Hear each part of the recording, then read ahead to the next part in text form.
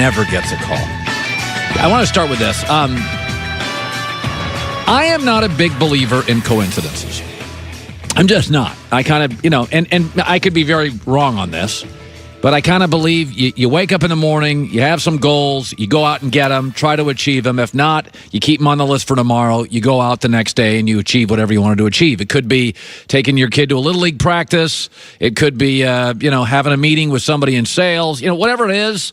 I don't really buy that, it's a crazy coincidence. This and this happened, and nobody told me about it, and those people met, and they said they wanted to meet with me, but they never met with me. If you're not in a meeting and people met, they didn't want you in the meeting. That's my point. I don't believe in coincidences. You know that I think LeBron James is great and arguably the best player of all time, the Swiss Army knife of the NBA. His durability is unmatched in the history of the league, including MJ and all the great players. But I also admit he can be, a little cryptic. He can send messages. I think some of it just he's bored out of his mind. Michael Jordan retired. Did he get bored? Did he want to do something else? Some of this is LeBron dominating for 15 years, best player in the league for 12. I think he's just bored. But I don't buy coincidences. I don't believe that if two people met and you weren't in the meeting, they didn't want you in the meeting. And I don't. So just listen. So Ty Lue is the coach of the Cavs. He has to briefly have a sabbatical. I have chest pains. And so he sits out for 4 games. In those 4 games, LeBron's 35 points, 9 rebounds, and 11 assists.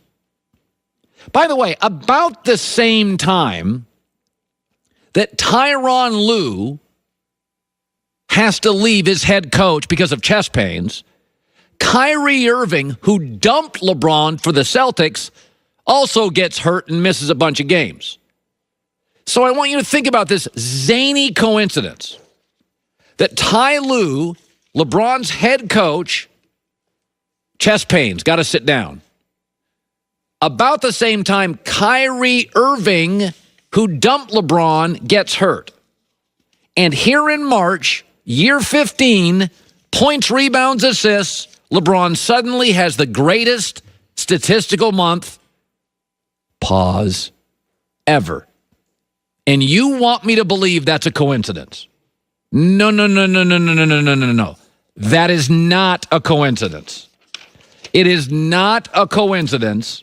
What LeBron is doing is what LeBron does all the time. It's the criticism of him that I think is fair. He sends messages. He's passive-aggressive. What LeBron is saying is, hey, James Harden, you have a great coach and a great system and a great teammate. Hey, Kevin Durant, you have a great cast. You have a great system and a great head coach. I don't need either. Hey, Kyrie, I don't get hurt. Hey, Ty Lue, I don't need you. I don't need a superstar teammate. I don't have a head coach. I don't have a great system, and I don't get hurt. I am the system. Great system? Nope. Coach? Nope. Superstar teammate? Nope. Injuries? Nope. Suddenly, LeBron, in his last 4 games, has had the greatest statistical run. March is his greatest month ever. He had 37 yesterday. His second-best dunk of the year may have been the second-best dunk of the NBA season after his first-best dunk against, I forget who, was it the Lakers, the Heat? I forget who it was, about a week ago. LeBron's never, ever in the history of his career played this well offensively. In the same 2-week stretch, Ty Lue is out and Kyrie Irving's out. There you go. What he's telling you is, I don't need either. You don't have to like it. It's passive-aggressive. It's cryptic. But don't kid yourself. Coincidences, don't buy them. If your boss and another guy vying for your position meet and they tell you they wanted to invite you, but they forgot, that wasn't a coincidence. They didn't want you in the meeting. Yeah, it just doesn't make sense. LeBron in March is averaging 32, 10, 10, shooting 57% and 40% from three-point. Yeah, of all the months in 15 years, this is the best one. Yeah, he's putting forth the best effort to send a message. Speaking of messages, let me shift gears. You know how I felt about Johnny Manziel. A little small for my taste, a little cocky for my taste. I said before he got drafted, I wouldn't draft him, take him off my board. I don't think he is designed from a DNA level to be a quarterback in the NFL.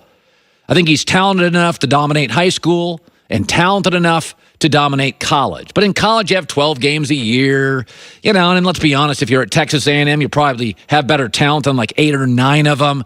But in the NFL, you got to show up every week. So Johnny Manziel worked out last week in San Diego for a bunch of teams, like a third of the league. A little more, a little less, 12, 13, whatever. Bruce Feldman later on the show was talking about that last week. He had a quote, by the way, after the workout. And I am for honesty, but you shouldn't tell people everything. I mean, if you wake up, I probably wouldn't tell my wife, listen, I had this hot fantasy. You weren't in it. I'd probably keep that to yourself.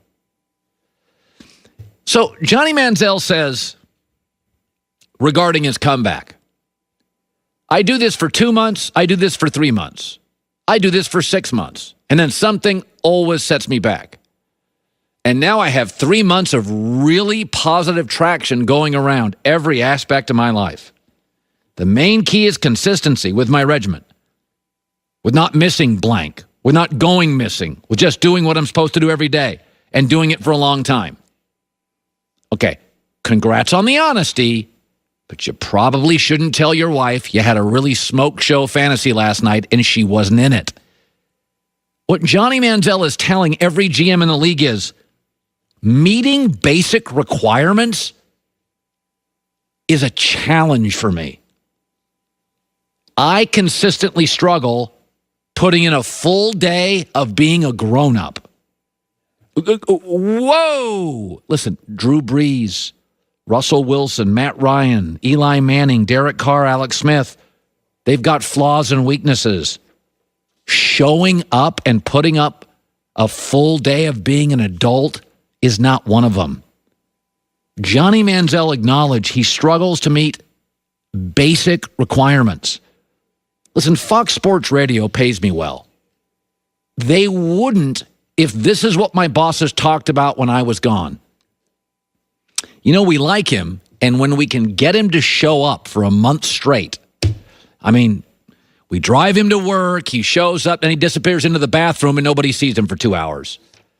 Listen, man, if you sign Johnny Manziel now as a general manager, it is completely on you. It is completely on you. I don't want to hear, Colin, you lack empathy. I'm rooting for Johnny Manziel, the human. I want Johnny Manziel, the guy, to succeed, the husband to succeed, the potential father to succeed. But when meeting basic requirements, quote, without missing blank, not going missing, doing what I'm supposed to do every day and doing it for an extended period of time, if that is a struggle, you were built for a lot of things. NFL quarterback is absolutely, inarguably not one of them.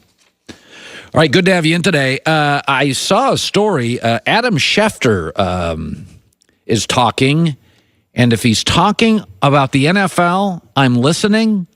He brings up something that is now officially real and a story, not just me talking about it. That is coming up next. Spring has sprung. That means it's time for a little spring cleaning.